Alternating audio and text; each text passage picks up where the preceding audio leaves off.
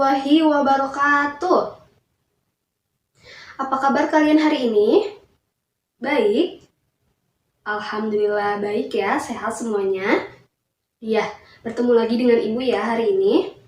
Sebelum memulai pelajaran, coba cek terlebih dahulu di bawah bangku kalian atau di kolong meja kalian, apakah ada sampah? Iya, jika ada, silakan ambil dan buang keluar. Iya, hati-hati ya. Ya, sudah. Ya, sudah. Terima kasih. Di sini ketua kelasnya siapa? Ya, Fahri ya? Ya, Fahri. Silakan Fahri untuk memimpin doa. Amin. Terima kasih ya, Fahri. Ya, anak-anak. Sebelum mulai pelajaran, Ibu akan mengecek absensi atau kehadiran ya. Apakah hari ini ada yang tidak hadir? Hadir semua? Iya, bagus sekali ya. Pertahankan ya kehadiran kalian ini. Ya, sekarang kita akan belajar bahasa Indonesia ya tentunya. Coba, adakah yang masih ingat minggu lalu kita belajar apa? Iya, Dea. Belajar apa? Teks biografi. Iya, betul sekali. Minggu kemarin kita sudah mempelajari teks biografi mengenai hal yang dapat diteladani. Iya, betul sekali. Coba, adakah yang masih ingat pengertian sedikit tentang teks biografi itu?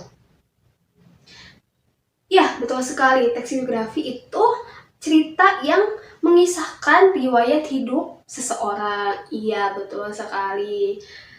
Hari ini Ibu akan memberitahu kalian mengenai tujuan pembelajaran kita hari ini ya. Yang pertama, kompetensi dasar.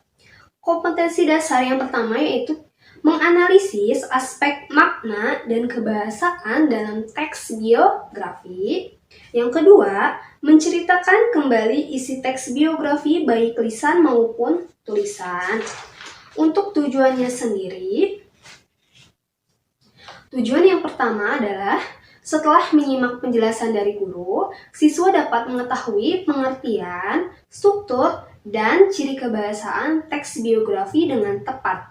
Yang kedua, setelah menyimak penjelasan dari guru, siswa dapat menemukan pokok-pokok isi teks biografi dan ciri kebahasaan dalam teks biografi dengan tepat. Dan yang ketiga, setelah menyimak penjelasan dari guru, siswa dapat mendata pokok-pokok isi teks biografi dan ciri kebahasaan dalam teks biografi dengan benar. Yang keempat, setelah siswa mengetahui penjelasan dari guru, siswa dapat mengidentifikasi aspek makna dan ciri kebahasaan dalam teks biografi dengan benar. Dan yang terakhir, yang kelima, setelah siswa mempelajari tentang teks biografi, siswa dapat menceritakan kembali isi teks biografi dengan lisan ataupun tulisan dengan benar. Ya, seperti itu. Jadi tujuan pembelajarannya sudah dijelaskan ya. Jadi dapat dipahami. Sebelum itu, adakah yang ingin ditanyakan sebelum memasuki materi kita tentang teks biografi yang mengenai aspek kebahasaan dan aspek makna ya? Tidak ada? Iya, baik. Jadi selanjutnya Ibu akan sedikit mengulas pengertian tentang teks biografi. Tadi sudah dijelaskan sedikit oleh Dea mengenai teks biografi ya. Jadi teks biografi adalah teks yang mengisahkan tokoh atau pelaku, peristiwa, dan masalah yang dihadapinya. Iya. Uraian tentang identitas biasanya isinya mengenai nama, tempat tanggal lahir, ya, riwayat organisasi, riwayat pendidikan, dan riwayat latar belakang keluarga, bukan riwayat keluarga. Iya, betul sekali. Jadi dapat dipahami ya untuk teks biografi ini pengertiannya. Iya. Selanjutnya kita akan mempelajari struktur teks biografi.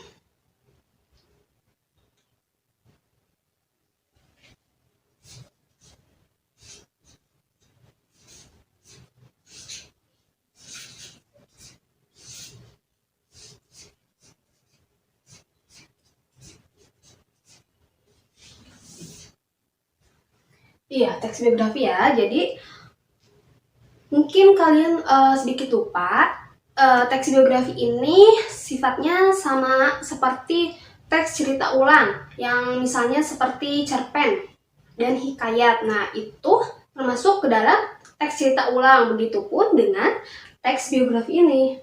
Nah, ya jadi strukturnya ada yang masih ingat nggak? Seperti teks cerita ulang, struktur teks. Iya, jadi struktur teks biografi ini memiliki 3. Yang pertama adalah orientasi, dan yang kedua kejadian penting, dan yang terakhir adalah reorientasi. Coba ada yang tahu nggak orientasi itu apa?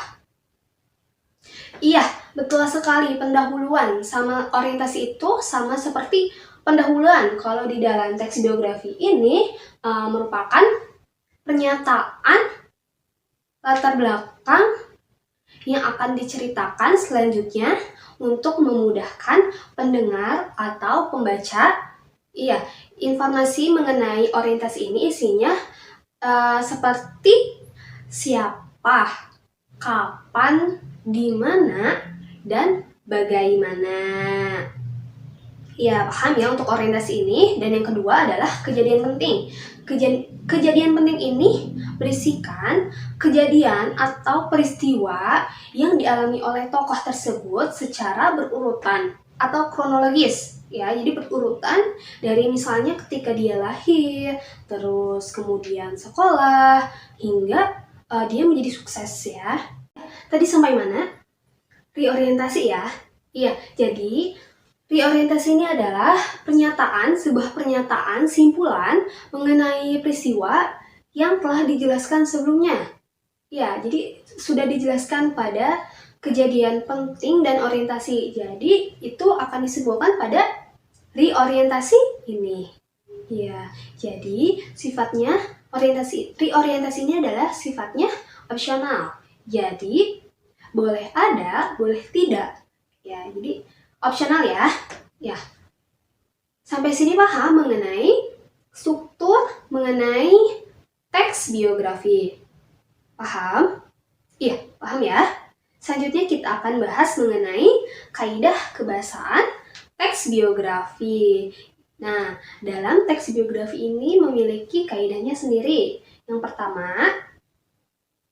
kata ganti atau pronomina ya. Dan yang kedua adalah kata hubung atau konjungsi. Dan yang ketiga, kata kerja. Dan yang keempat terakhir adalah keterangan waktu, tempat, dan peristiwa. Jadi memiliki 4 ya. Kita bahas satu persatu terlebih dahulu ya. Yang pertama tadi apa? Kata ganti atau pronomina ya.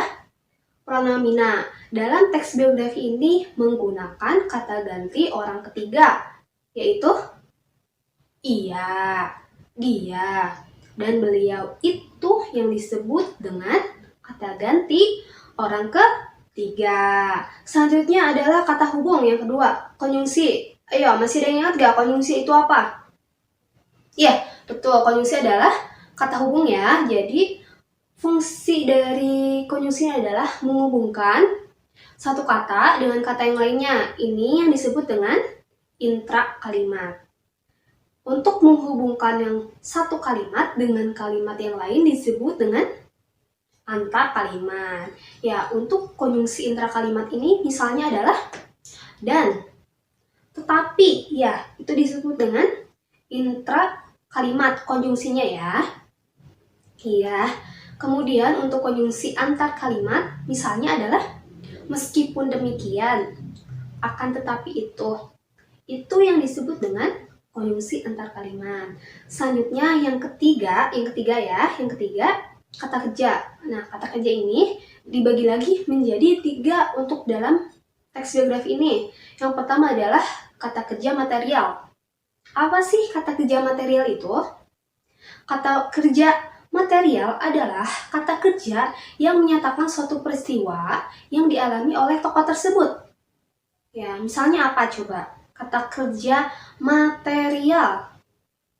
Misalnya adalah seperti kita ini, belajar, berlari ya.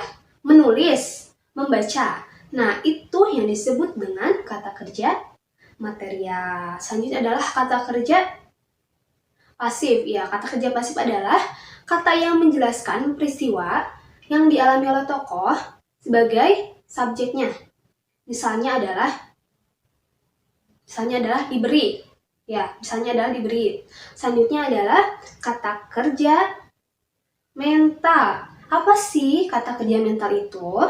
Ya, kata kerja mental adalah kata kerja yang berhubungan dengan peristiwa mental. Misalnya adalah mencintai, menyetujui, memahami. Nah, itu yang disebut dengan kata kerja mental. Iya.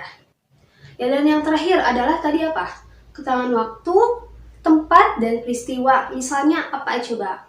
Misalnya pada 17 Agustus 1945, nah itulah yang disebut dengan keterangan waktu, tempat, dan peristiwa. Jadi ada keterangan waktunya ya. Waktunya misalkan 17 Agustus 1945 di Jakarta misalnya gitu ya. Iya. Sampai sini apakah sudah paham mengenai kaidah kebahasaan teks biografi? Paham ya?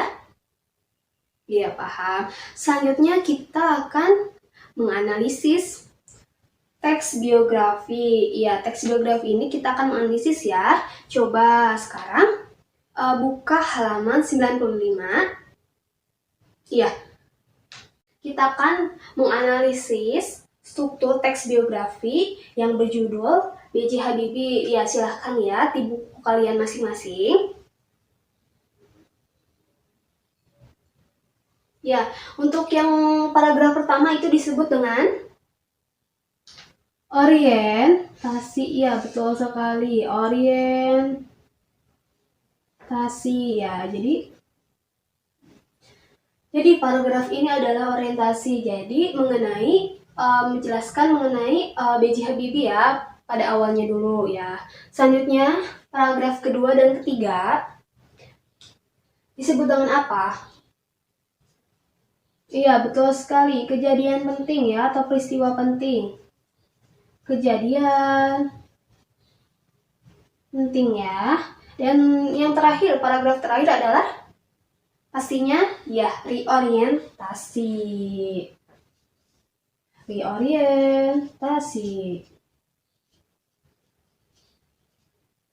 Iya. Jadi sampai sini sudah paham bisa setelah kita menganalisis struktur teks biografi yang berjudul B.J. Habibie. Ya, paham ya? Nah, sekarang kita akan menganalisis kaidah kebahasaan. Tadi kan kita sudah mengetahui nih kata-kata apa saja yang ada di teks biografi itu ya. Yang pertama kita akan menganalisis kata ganti orang ketiga ya. Tadi apa kata ganti orang ketiga? Misalnya adalah lihat di situ ya di bukunya. Beliau, iya di situ adalah beliau. Terus ada lagi beliau tuh ya kan? Bisa kalian lihat kata ganti orang ketiga beliau. Seperti itu. Kemudian kata keterangan waktu, tempat, dan peristiwa. Misalnya pada tanggal 25 Juni, ya betul sekali, pada tanggal 25 Juni 1936, itu yang disebut dengan keterangan waktu, tempat, dan peristiwa. Ya, selanjutnya adalah kata hubung. Kata hubung misalnya apa? Nih adalah ya, tuh dan adalah. Tuh ya, itu yang disebut dengan kata hubung atau konjungsi. Selanjutnya adalah tadi yang belum disebutkan. Tadi kan sudah nih, kata ganti orang ketiga atau pronomina, keterangan waktu, tempat, dan peristiwa. Yang tadi sudah, terus kata hubung. Selanjutnya yang belum disebutkan apa? Yang belum kita analisis. Iya, betul sekali. Kata kerja. Yang kata kerja ada tidak? Coba di situ. Misalnya apa? Nih ya. Menikah, menjual, ya, memimpin. Itu yang disebut dengan ya kata Ja. Nah, apakah sampai sini sudah paham mengenai struktur dan kaidah kebahasaan teks biografi? Iya, adakah yang ingin ditanyakan terlebih dahulu sebelum Ibu bagikan kelompok? Oh, perbedaan dari autobiografi dan biografi. Ya, coba. Adakah yang ingin menjawab pertanyaan dari Saudari Lina? Ya, Saudari Lina. Perbedaan dari autobiografi dan biografi. Oke, baik. Ibu akan jelaskan ya. Jadi, perbedaan dari autobiografi dan biografi ya. Yang autobiografi itu adalah peristiwa atau kejadian yang dituliskan oleh kita sendiri gitu. Tokohnya adalah kita sendiri. Misalnya adalah tadi Dea ya. Misalkan Dea menceritakan kisah hidupnya. Nah, itu yang disebut dengan autobiografi ya. Sedangkan untuk biografi adalah kita, misalnya ya, kita yang menuliskan biografi tokoh. Misalnya Insinyur Soekarno ya, misalnya itulah yang disebut dengan biografi. Ya, apakah sudah paham perbedaan autobiografi dan biografi? Awas, jangan sampai keliru ya. Ya. Nah, coba adakah yang ingin ditanyakan kembali sebelum dibagikan kelompok? Tidak ada ya? Oke, Ibu bagikan dulu ya kelompoknya. Ya, silahkan. Duduk bersama kelompoknya. Ya, jadi kelompok 1 di sini, kelompok 2 di sini, kelompok 3, kelompok 4, dan kelompok 5. Sudah ya?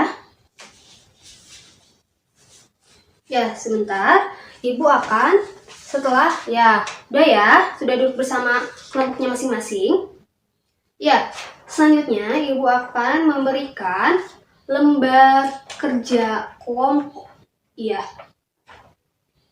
Jadi, tugas kalian adalah menuliskan pokok informasi terhadap teks biografi yang berjudul B.J. Habibie yang tadi kita sudah menganalisis bersama struktur dan kaidah kebahasaannya. Untuk sekarang bersama kelompok kaliannya masing-masing, kalian menuliskan pokok informasi. Nah, menuliskan pokok informasi di sini dan tulis juga kutipan teks ya. Kutipan teksnya harus lengkap. Ya, Ibu bagikan ya.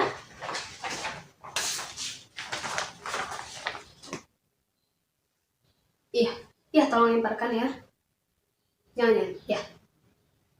Ya, sudah kebagian kan semuanya? Iya. Ya, silahkan kalian berdiskusi bersama kelompoknya. Ibu beri waktu 10 menit. Cukup gak? 15 menit? Baik.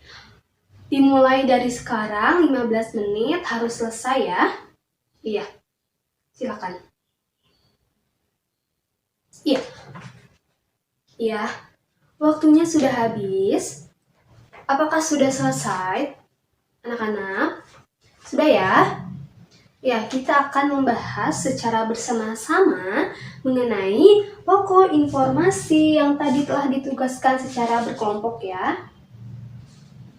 Ya, sebelumnya tukar dulu jawaban kelompoknya dengan kelompok lain. Ya, sudah ya ditukar. Ya. Yang pertama kita akan membahas pada paragraf pertama. Ya, yang paragraf pertama yaitu adalah pokok informasinya. B.J. Habibie adalah Presiden ketiga Republik Indonesia yang lahir di Parepare, Sulawesi Selatan pada tanggal 25 Juni 1936. Nah, itu pokok informasi dari paragraf yang pertama. Adakah yang sama? Ya, tidak apa-apa. Tidak apa-apa ya, banyak pun. Ya, namanya juga latihan ya. Selanjutnya, untuk paragraf kedua. Paragraf kedua, pokok informasinya yaitu, setelah ayahnya meninggal dunia, ibunya berperan sebagai tulang punggung keluarga. Ya, itu yang disebut dengan pokok informasi pada paragraf kedua ya. Selanjutnya adalah pokok informasi paragraf ketiga. B.J. Habibie telah meletakkan dasar bagi kehidupan demokrasi dan persatuan wilayah di Indonesia dengan disahkannya Undang-Undang tentang Otonomi Daerah dan Undang-Undang tentang Partai Politik, Undang-Undang tentang Pemilu, Undang-Undang tentang Susunan Kedudukan DPR atau MPR. Itulah pokok informasi dari paragraf yang ketiga. Selanjutnya, pokok informasi paragraf yang keempat, yang terakhir ya. Yang ini ya, iya. Pokok informasi dari paragraf keempat yaitu Habibie menulis novel berjudul Ainun dan Habibie tentang kisah kasihnya dengan Ainun, istrinya. Nah, itulah beberapa pokok informasi dari teks biografi yang berjudul B.J. Habibie. Sampai sini apakah sudah paham? Iya, paham ya. Tadi kita sudah belajar apa? Yang pertama tadi kita sudah mengulas sedikit tentang pengertian teks biografi. Kemudian apa? Strukturnya. Lalu kita tadi belajar apa? Kaidah kebahasaan. Dilanjutkan dengan kita menganalisis strukturnya, menganalisis kaidah kebahasaannya. Jadi sudah paham ya? Iya. Selanjutnya di sini di depan kalian semua ada amplop misteri ya. Jadi ini akan berhubungan dengan tugas kelompoknya ya, masih dengan tugas kelompok. Jadi di dalam amplop misteri ini berisikan tentang gambar atau foto dari tokoh-tokoh tertentu yang sudah Ibu pilihkan dan dimasukkan ke dalam amplop ini ya. Jadi sistemnya, perwakilan tiap kelompok silakan maju untuk mengambil secara acak gambar atau tokoh yang akan dikerjakan ya. Sudah kebagian semua tiap kelompok? Sudah ya? Ya, baik. Ibu akan menjelaskan tugas dari gambar kalian yang sudah ambil tadi di amplop misteri ya. Jadi tugasnya adalah tiap kelompok menulis teks biografi dengan memperhatikan struktur dan kaidah kebahasaan teks biografi ya. Jadi tiap kelompoknya itu menuliskan teks biografi berdasarkan gambar atau foto yang telah diambil tadi ya. Ya. Paham ya untuk tugasnya nanti. Jadi tugasnya ini dikumpulkan minggu depan dan kita akan bahas secara bersama-sama. Iya. Adakah yang ingin ditanyakan sampai sini? Tidak ada? Paham ya? Iya, kita sudah berada pada akhir pembelajaran. Iya. Adakah yang ingin menyimpulkan pembelajaran kita hari ini? Nanti akan Ibu beri bulan. Dua bulan. Ya. Adakah yang ingin menyimpulkan? Ya, silakan. Iya, baik. Ibu beri bulan 2. Ya, jadi kita telah mempelajari teks biografi, struktur, dan kaidah kebahasaannya.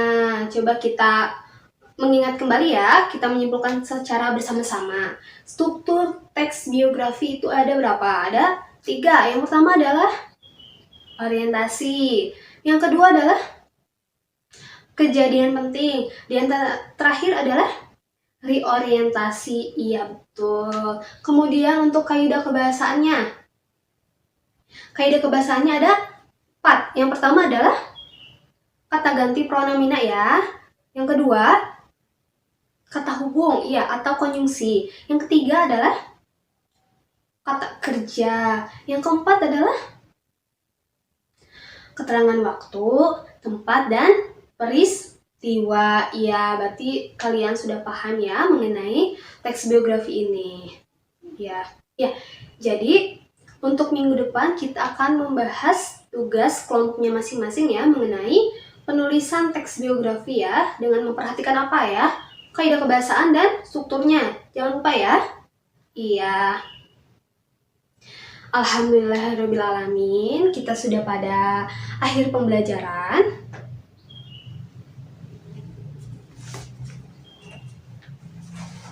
Habis ini ada mata pelajaran apa? Matematika. Iya. Jangan lupa, jika ada sampah, tolong buang kembali ya. Iya. Ya. Baik. Terima kasih untuk hari ini kita sudah belajar teks biografi. Jangan lupa tugasnya dikerjakan. Wassalamualaikum warahmatullahi wabarakatuh.